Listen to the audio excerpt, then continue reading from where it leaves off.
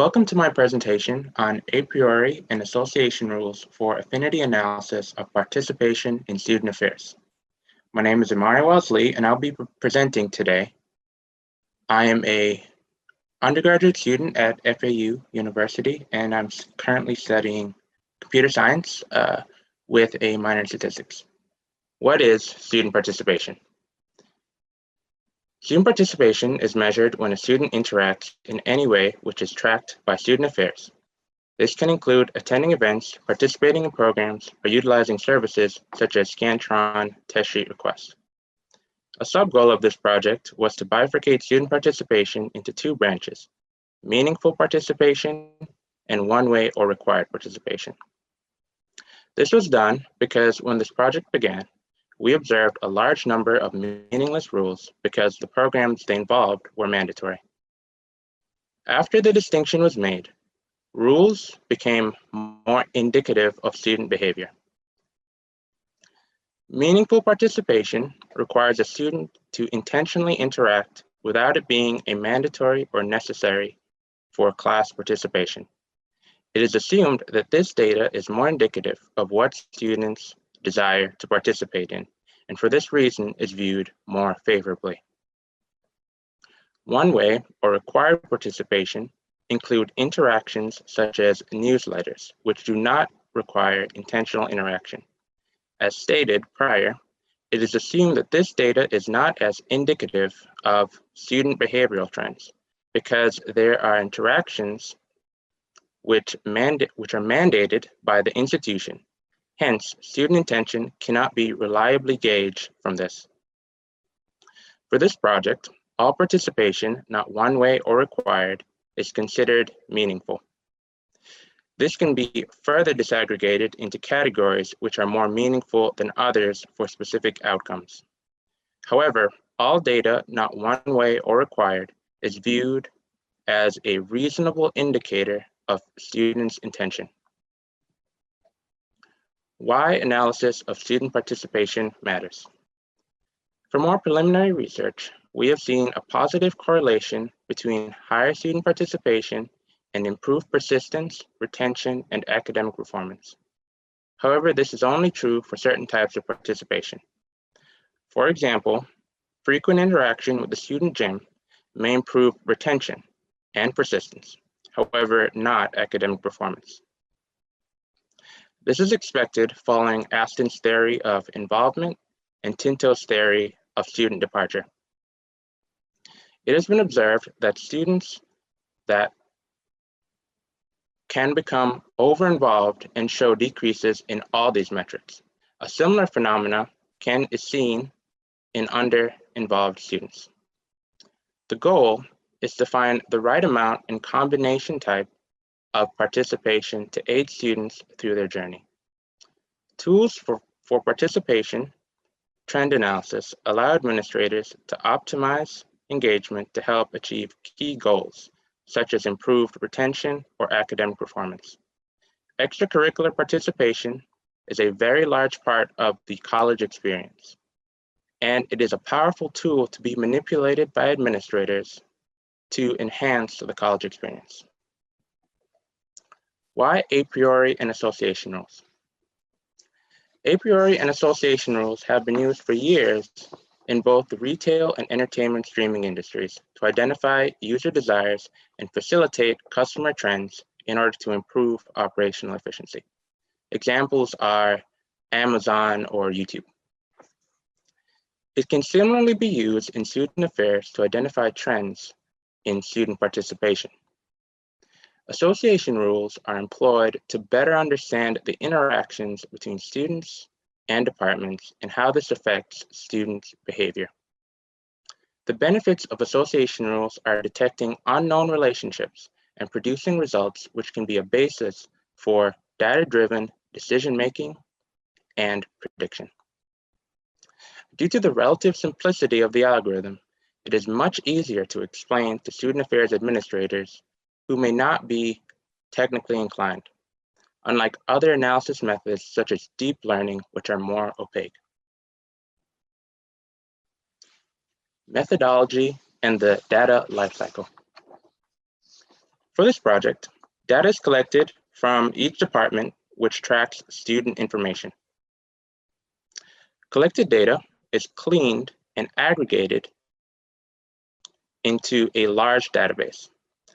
When raw data is collected from each department, it is in a very unclean state. This is all cleaned and verified against the student roster and converted into a standardized schema. The clean data is then compiled into a large database, which is then ready for processing. Each department's programs are classified into descriptive categories. A distinct list of department programs are compiled, and each program is manually categorized into a descriptive category, which indicate the type of participation that the program provides. Processing. Data is transformed and filtered using Power BI. Because data collected over several years, project names often change slightly. To overcome this, approximate string matching is used in Power BI, also known as fuzzy matching, to match similar program names to the index of program categories. Using this method, a categorization rate of 100% is achieved. Data is transformed such that cross-department interactions can be observed. For each student, a participation profile is compiled, which tracks each department they interact with and accurately models the engagement of each person. Data is exported from Power BI and used for affinity analysis using MLextend in Python. Using DAX Studio, the data is exported because due to the large size of the dataset after being processed, Excel or other tools are not suitable due to having insufficient size capacities limited to 1 million rows. Once exported, the data is pre-processed once more to remove one-way and required participation. The data is put into baskets and classified into frequent item sets by the apriori algorithm. The affinity analysis results are viewed manually using Power BI and data visualization tools to identify interesting trends in student participation. Lastly, inferences are made from the analysis results and compared with the dashboard. Data shared with student affairs allows the administration to make informed, data-driven decisions based upon the results of the affinity analysis. This is the dashboard used for affinity analysis of student participation using Power BI. At the top are several metrics used to gauge the quantity and quality of student participation. Special emphasis is given to the portion of students only involved in required or one-way engagement because these are viewed less favorably than all other forms of engagement. Also seen at the top are details of median total interactions, average of category interactions, and average of department interactions.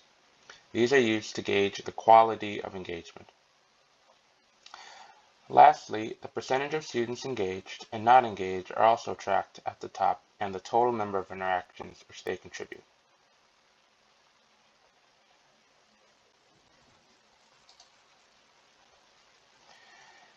Each instance of participation is placed into a category which is indicative of the nature of the participation. For example, the personal connection category is used for all participation which involved a one-on-one connection with a student. The stratified colors on each bar represent the portion of a category which each department contributes to.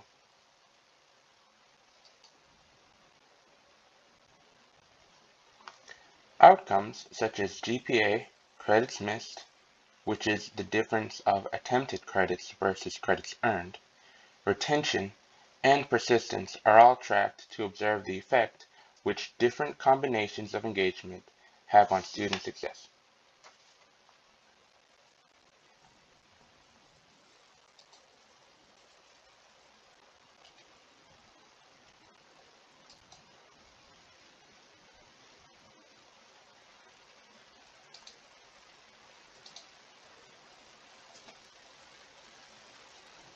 Students only involved in required or one-way engagement perform worse academically than those with no participation at all.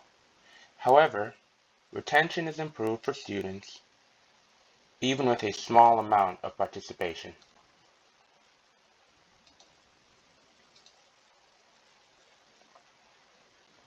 To illustrate the effect of a greater variety of participation, I will contrast students with 7 or greater department interactions and those with less than 7.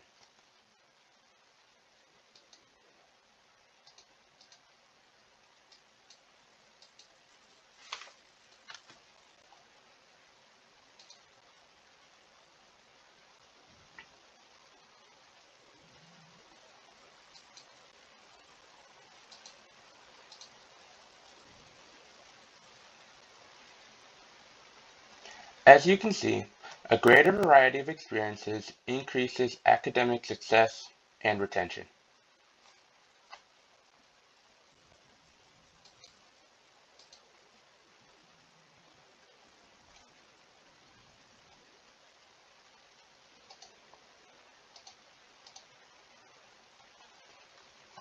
Students involved in the fraternity and sorority life, while being exceptionally engaged, do not display elevated academic success and inversely have a lower average GPA. However, their immense rate of engagement positively impacts their retention and persistence.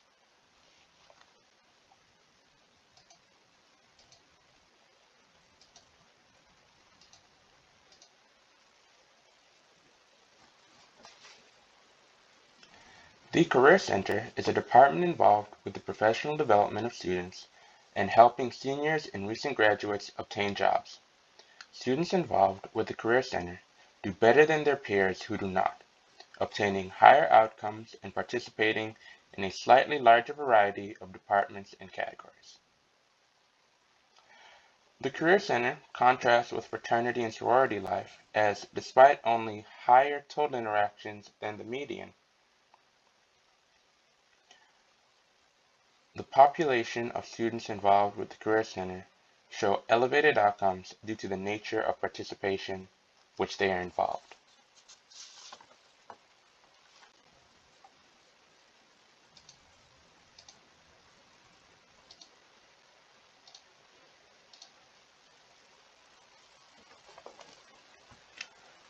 LEAD is a department involved with promoting student leadership and service learning. Students involved with LEAD have improvements in all outcomes with significantly higher GPA, less credits missed, and improved retention and persistence. Corresponding increases in median total interactions, category interactions, and department interactions are also seen. This department is an example of the type of participation which immensely and positively impacts the outcomes of students and serves as a model for the ideal type of participation. Students have the best attributes of those in both populations previously reviewed, having very high median total interactions, participating in a large variety of programs and categories, while also seeing significant gains in outcomes.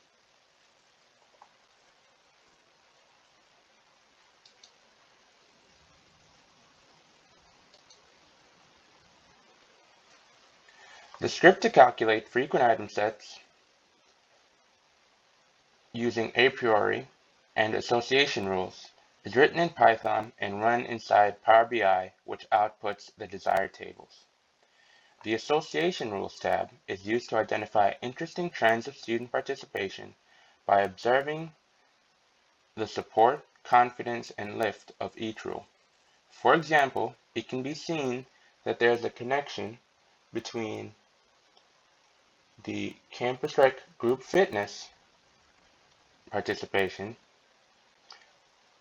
and students also participating in Campus Rec facility, having a high lift and confidence.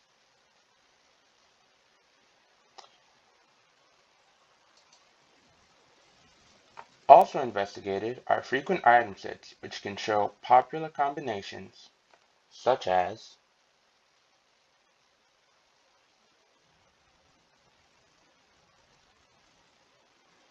healthcare health promotion events, and new student transitions and family engagement events occurring together with support of 39%. This process is still being actively developed. However, it has been a great help in investigating the best combinations and type of participation needed to improve the outcomes of students. Current limitations.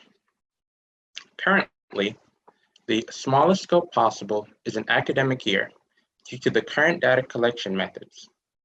In the future, this may be rectified by working more closely with departments for integrating their data into the project. Due to FERPA and HIPAA restrictions, not all student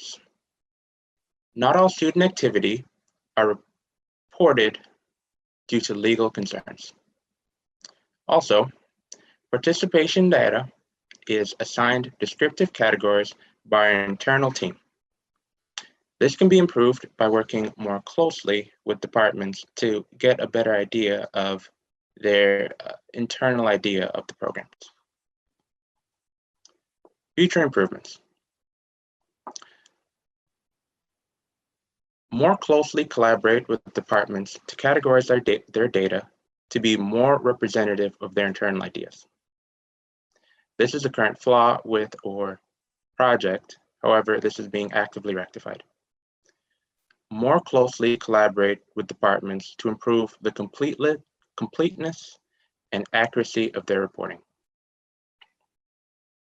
The events category can be further disaggregated to be a better reflection of the nature of each event. Data flow optimizations can be undertaken to reduce system resource utilization and improve efficiency and processing time. Lastly, basket rules are currently reviewed manually. In the future, this can be improved by using a classification model to cherry pick the most significant rules. Thank you for watching my presentation on a priori and association rules for affinity analysis of student participation in student affairs.